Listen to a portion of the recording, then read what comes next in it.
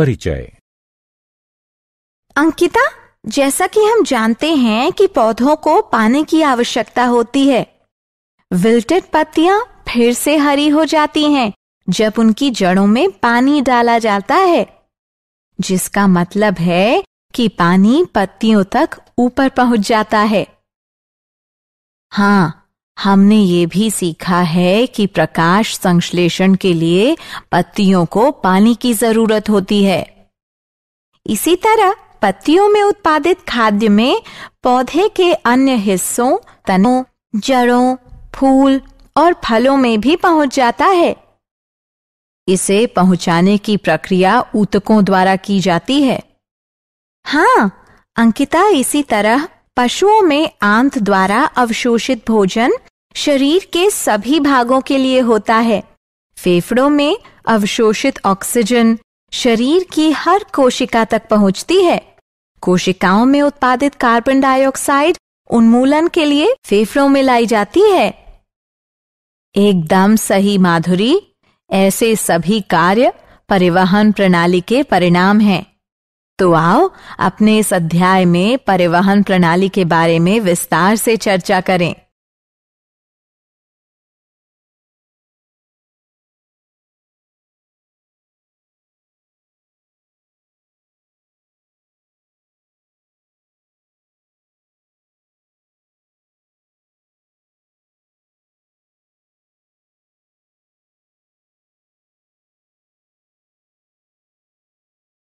उद्देश्य।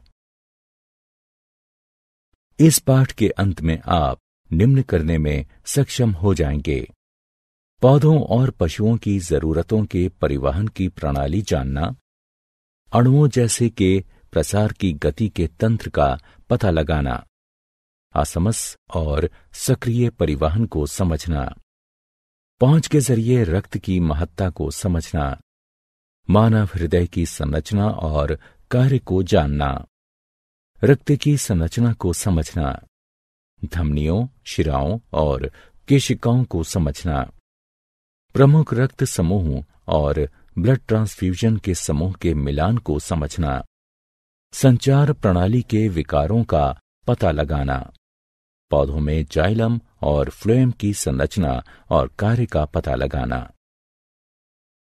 अणुओं की गतियों के लिए तंत्र। अणुओं की गति कोशिका के अंदर या बाहर उसे संक्रमित करती है। कोशिका झिल्ली चुने हुए पदार्थों का पारगम्य है, जिसका अर्थ है कि यह कुछ अणुओं के प्रवेश और निकास की ही अनुमति देता है। अणुओं की गति जगह लेता है प्रसार, आसमस और सक्रिय परिवहन। प्रसार कणों या अणुओं की गति है जो एक क्षेत्र से अपनी उच्च एकाग्रता के एक क्षेत्र के लिए कम एकाग्रता को पहुंचाती है। उदाहरणार्थ, श्वसन के दौरान फेफड़ों में ऑक्सीजन भरी हवा उच्च रक्त नलिकाओं में एकाग्रता से चलती हैं, जो उनमें ऑक्सीजन की कम एकाग्रता के होने पर गतिशील होती हैं।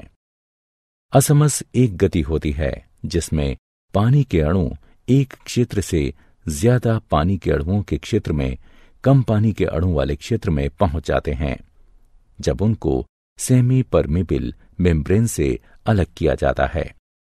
सेमी परमिबिल मेम्ब्रेन का अर्थ एक मेम्ब्रेन यानी झिल्ली से है, जो कुछ अणुओं जैसे पानी के अणु के माध्यम से गुजारते हैं, लेकिन कुछ अन्य बड़े अणुओं के लिए नहीं। प्रसार या असमस के दौरान कोई ऊर्जा खर्च नहीं होती है।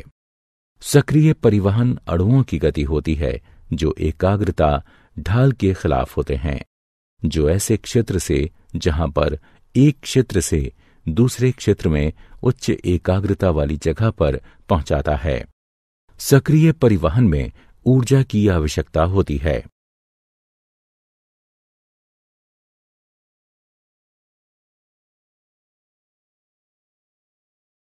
मानव में वहन। अधिकतर पशुओं के शरीर में पदार्थ को रक्त के जरिए एक भाग से दूसरे भाग में ले जाया जाता है। इस प्रकार रक्त परिवहन के लिए ऊतक है और पूरे शरीर में पहुंचता है। रक्त पोषक तत्वों श्वसन गैसों, हार्मोन्स और बेकार सामग्री को शरीर के एक अंग से दूसरे में पहुंचाता है। संचार प्रणाली में अंग जो रक्त बनाकर पूरे शरीर में प्रसारित होते हैं, मानव संचार प्रणाली में शामिल होते हैं। केंद्र में स्थित मस्कुलर पंप, जिसे हृदय कहा जाता है, और रक्त वाहिकाएं जो ट्यूब संरचनाओं की तरह हृदय से जोड़ती हैं। रक्त वाहिकाएं 3 प्रकार की होती हैं। धमनियां, ये रक्त को हृदय से शरीर के विभिन्न भागों में पहुंचाती हैं।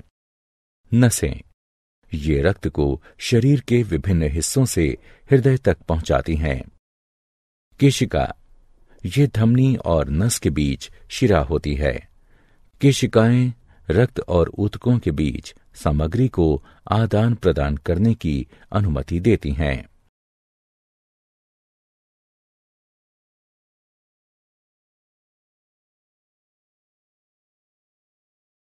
मानव हृदय संरचना। हृदय एक शक्तिशाली मांसपेशियों का अंग होता है जो सीने के ऊपरी भाग में फेफड़ों के बीच होता है। इसमें 4 चैम्बर होते हैं, 2 दाएं और बाएं, एट्रिया, सिंक कोष्ठ, आलिंद भी कहा जाता है इसे, और 2 दाएं और बाएं निलय हैं। हृदय विशेष मांसपेशी कोशिकाओं, जिसे हृदय की मांसपेशी फाइबर भी कहते हैं, जो हमेशा चलती है और बिना आराम किए हमेशा चलती रहती है। संकुचन और विश्राम को 2 धड़कनों के बीच के समय को कहा जाता है, जिसमें वाहिकाएं रक्त को पंप करती हैं। हृदय की धड़कन से शरीर के बाकी सभी अंग उचित तरह से वहन का काम करते हैं।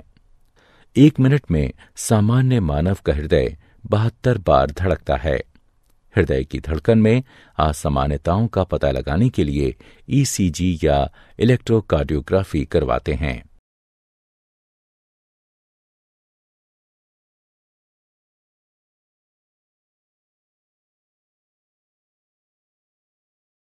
मानव हृदय के कार्य। अशुद्ध रक्त में ऑक्सीजन कम होती है और कार्बन डाइऑक्साइड अधिक होती है, और शुद्ध रक्त में पूर्ण ऑक्सीजन होती है। एक बड़ी नस शिरा नसों के माध्यम से अशुद्ध या विऑक्सीजनित रक्त को शरीर के सभी हिस्सों से इकट्ठा करती है और दायां आलिंद को खाली कर देती है। फेफड़ों से एक ही समय में नस में बायां आलिंद ऑक्सीजन से रक्त लाता है। इस समय हृदय के सभी 4 कक्ष आराम कर रहे होते हैं। फिर कोष्ठ और अशुद्ध रक्त दायां आलिंद से प्रवेश करते हैं और बायां आलिंद से शुद्ध रक्त बाएं निलय में प्रवेश करता है। हृदय के भीतर वाल्व रक्त को वापस बहने से रोकते हैं। अगले निलय काम करते हैं, जबकि कोष्ठ आराम करते हैं। रक्त शुद्ध होने के बाद 2 फुफ्फुस धमनियों के माध्यम से दाएं निलय से फेफड़ों को जाता है। बाएं निलय से ऑक्सीजन से भरपूर रक्त पंप होकर बड़ी धमनी में जाता है, जिसे महाधमनी कहते हैं। यह ऑक्सीजनित रक्त शरीर के सभी हिस्सों में वहन करता है। नसें अशुद्ध रक्त हृदय को लाती हैं और धमनियां उन्हें शुद्ध करके हृदय से दूर ले जाती हैं। लेकिन यहां 2 अपवाद हैं। फुफ्फुसीय धमनी अशुद्ध रक्त वहन करती है और फुफ्फुसीय शिरा शुद्ध रक्त वहन करती है। रक्त एक संयोजी ऊतक है जो पूरे शरीर में संचालित होता है। यह एक द्रव सा होता है जिसे प्लाज्मा कहते हैं, जिसमें 3 प्रकार की रक्त कोशिकाएं होती हैं, जिन्हें लाल रक्त कोशिकाएं, श्वेत रक्त कोशिकाएं और ब्लड प्लेटलेट्स के नाम से जानते हैं। रक्त कोशिकाएं अस्थि मज्जा से निर्मित होती हैं। लाल रक्त कोशिकाएं आरबीसी या एरिथ्रोसाइटस, ये आकार में गोल और एक लाल रंग की हीमोग्लोबिन नामक वर्णक होते हैं। लाल रक्त कोशिकाओं में कोई नाभिक नहीं होते हैं। आरबीसी ऑक्सीजन को ऊतकों तक ले जाते हैं और फिर वापस कार्बन डाइऑक्साइड ऊतकों से लेते हैं। करीब 5 मिलियन mm³ एरिथ्रोसाइटस रक्त परिसंचारी में होते हैं। श्वेत रक्त कोशिकाएं WBC या ल्यूकोसाइटस। चूंकि ये कोई रंग द्रव नहीं ले जाते, इसलिए इन्हें रंगहीन WBC कहते हैं, जो अनियमित आकार के होते हैं। परिसंचारी खून में 5000 से 7000 mm³ WBC उपलब्ध होते हैं। ये शरीर को संक्रमण से बचाती हैं, जो रोगाणु या एंटीबॉडी बनाने वालों को खा जाती हैं। ब्लड प्लेटलेट्स यानी थ्रोम्बोसाइटस। ये कोशिकाओं के बहुत छोटे टुकड़े होते हैं। इनमें कोई नाभिक नहीं होता। ये रक्त के थक्का बनने में भाग लेते हैं। रक्त के कार्य। रक्त पोषक तत्वों, ऑक्सीजन, कार्बन डाइऑक्साइड, हार्मोन्स और बेकार सामग्री शरीर की जरूरत के हिसाब से वहन करता है। कुछ दवाएं भी शरीर में रक्त के माध्यम से दी जाती हैं। लसिका। लसिका भी एक संचार तरल पदार्थ है और लसिका वाहिकाओं में बहती हैं। ये हल्के पीले रंग की होती हैं। ये हमेशा ऊतकों में एक ही दिशा से हृदय तक पहुंचती हैं। कोशिकाओं को लिम्फोसाइट कहते हैं, जिनमें लसिका होती है और शरीर को संक्रमित होने से बचाती है। लसिका आंत से शरीर के अन्य भागों में पचा वसा वहन करती है। यह प्रोटीन और तरल पदार्थ को ऊतकों से वापस कर देती हैं। रक्तदाब। रुधिर वाहिकाओं की भित्ति के विरुद्ध जो दाब लगता है, उसे रक्तदाब कहते हैं। यह दाब शिराओं की अपेक्षा धमनियों में बहुत अधिक होता है। धमनी के अंदर रुधिर का दाब निलय संकुचन के दौरान प्रकुंचन यानी संकुचन दाब तथा निलय अनुशिथिलन के दौरान धमनी के अंदर का दाब अनुशिथिलन दाब कहलाता है। सामान्य प्रकुंचन दाब लगभग 120 mmHg यानी पारा तथा अनुशिथिलन दाब लगभग 80 mmHg यानी पारा होता है। रक्तदाब को जिस उपकरण से मापते हैं, उसे रक्तदाब मापी यानी स्फाइगोमोमैनोमीटर कहते हैं। उच्च रक्तदाब को हाइपरटेंशन भी कहते हैं और इसकी वजह से रक्त के प्रवाह में बड़ा अवरोध हो जाता है और रक्त का प्रवाह नहीं हो पाता। इससे एक धमनी और आंतरिक रक्तस्राव का खतरा हो सकता है। संचार प्रणाली से संबंधित विकार। हृदयाघात जैसे अन्य अंगों, हृदय को भी भोजन और ऑक्सीजन की आवश्यकता होती है। जब हृदय को आपूर्ति करने वाली धमनियां मोटी हो जाती हैं या ज्यादा वसायुक्त भोजन की वजह से हृदय की मांसपेशी कोशिकाएं पर्याप्त धड़कन को हासिल नहीं कर पाती, हृदयाघात तब होता है जब ईसीजी असामान्य हो और इसके उपचार के तरीके हैं। रक्ताल्पता। जब हीमोग्लोबिन स्तर एक दिए गए बिंदु से कम पर आ जाता है तो उस स्थिति को रक्ताल्पता यानी एनीमिया कहते हैं। इससे व्यक्ति कमजोर हो जाता है और पीला दिखता है, साथ ही सुस्त हो जाता है। आयरन की खुराक लेने से रक्ताल्पता को दूर करने में मदद मिलती है। अधिश्वेत रक्तता। यह एक ब्लड कैंसर है। संकीर्ण हड्डी लाल रक्त कोशिकाओं की कीमत पर अत्यधिक श्वेत रक्त कोशिकाएं बनाती है। उच्च रक्तदाब।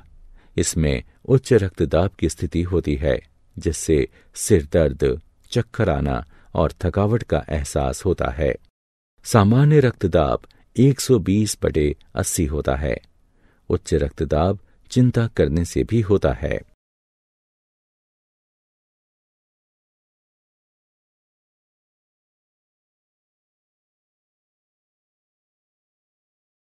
पादपों में परिवहन। पानी का परिवहन पादपों की जड़ों को पानी और खनिज मृदा से हासिल होता है। हमने पहले भी सीखा है कि पानी जड़ों से पत्तियों को ऊतकों जाइलम और फ्लोएम द्वारा प्रकाश संश्लेषण की क्रिया से उनकी आवश्यकता की पूर्ति करता है। ट्रेकीट और वाहिकाओं, जो जाइलम की निर्जीव कोशिकाएं होती हैं, पानी को जड़ से लेकर मृदा से पत्तियों तक पहुंचाती हैं। खाद्य सामग्री का परिवहन पादप के अन्य भागों में पत्तियों से पहुंचता है, उसे ट्रांसलोकेशन कहते हैं। यह सामग्री फल, स्टेम या जड़ों में संग्रहित की जा सकती है। जल का परिवहन। पानी और खनिजों को जब ऊंचाई की ओर गुरुत्वाकर्षण के विरुद्ध चढ़ाना होता है तो ऐसा वाष्पोत्सर्जन के द्वारा होता है। वाष्पोत्सर्जन एक प्रक्रिया है जिसमें पानी वाष्प के रूप में पत्ती की सतह से जाता है, जिसे रंध्र कहते हैं। इससे जल अनवरत गति से जड़ के जाइलम में जाता है और जल के स्तंभ का निर्माण करता है। खाद्य और अन्य पदार्थों का परिवहन। खाद्य सामग्री शुगर्स और पत्तियों में संश्लेषित अन्य खाद्य अणु परिवहन फ्लोएम के माध्यम से पादप के अन्य भागों में पहुंचते हैं। चलनी ट्यूब फ्लोएम की जीवित कोशिकाएं होती हैं जो भोजन का परिवहन करती हैं। क्रियाकलाप। 2 छोटे बर्तन लीजिए जो लगभग एक आकार के हों और दोनों में समान मात्रा की मृदा डालें। हम एक बर्तन में एक पादप को और दूसरे में समान ऊंचाई की छड़ी को अन्य पादप के साथ सुनिश्चित कर देते हैं। दोनों बर्तनों की मृदा को प्लास्टिक की चादर से ढक देते हैं ताकि उनमें किसी भी तरह की नमी वाष्पीकृत न हो सके। दोनों को ढकने के बाद एक में पादप और दूसरे में छड़ी के साथ पादप रखते हैं और फिर दोनों को आधे घंटे के लिए सूर्य की रोशनी में रख देते हैं। पादप वाले बर्तन में पानी की छोटी छोटी बूंदें प्लास्टिक की चादर के अंदर दिखती हैं। ऐसा पत्तियों के पानी और वाष्पोत्सर्जन की ढुलाई के कारण होता है।